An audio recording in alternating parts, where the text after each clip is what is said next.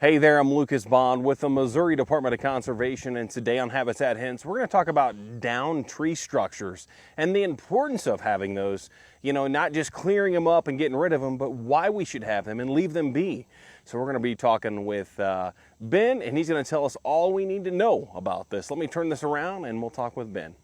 All right, so Ben, we're talking down tree structures, and when we're talking down tree structures, we're talking like a tree falling over down in a field.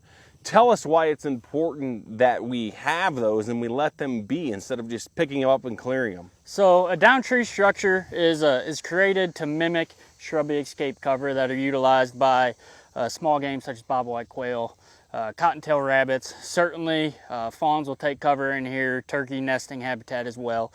And what the down tree structure is, like you mentioned, Lucas, is either a tree has fallen, and that's really what it's meant to mimic. The tree's falling down, creating, spreading out in the crowns of it, creating instant escape cover that wouldn't have been here already. In this instance, because this structure wasn't here, this tree wasn't originally placed here. It was cut from the field edge, drug out here to mimic that. And again, we're creating instant escape cover where there relatively wasn't anything. And the idea of it is to treat the non-native like cool season grasses where you're going to place these underneath. And we do that just to open up the ground amongst it. If you look through here, there's plenty of bare ground for quail chicks and turkey poults to move through. And they get underneath that, offers overhead protection from avian predators as well as any predators that are, less likely to get in there to predate them. Also, what we're doing with these structures will allow birds to land on the branches and through their droppings can reseed an area with native species like gray dogwood, wild plum, blackberry. So in a sense, you can, from a temporary structure, you can create a permanent structure out here. And in this instance, it's an equip pollinator planting focused on brooder and habitat throughout the summer months. So certainly being taken advantage of.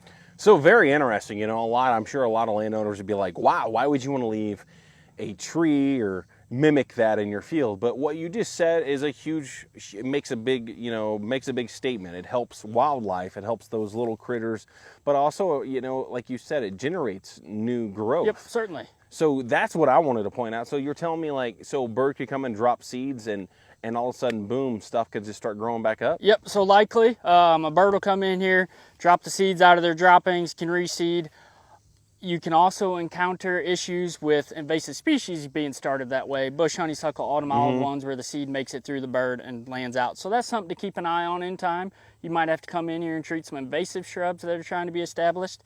But, hopefully with luck, and if you have a native seed source close by, you can establish a native thicket here as well. Awesome. I really appreciate it. Thank you very much, Ben. And I'm going to say, you can learn more about this, tree structure cover and so forth, online at mdc.mo.gov, and you can get all the information you'd like to know about that. Or if you have questions for your local private lands conservationist, you're able to search for your local private lands conservationist on our website. Just go in the search bar and type in private lands conservationist, and you'll be able to pull up the local conservationist in your area. Thanks for tuning in. Have a great rest of the day.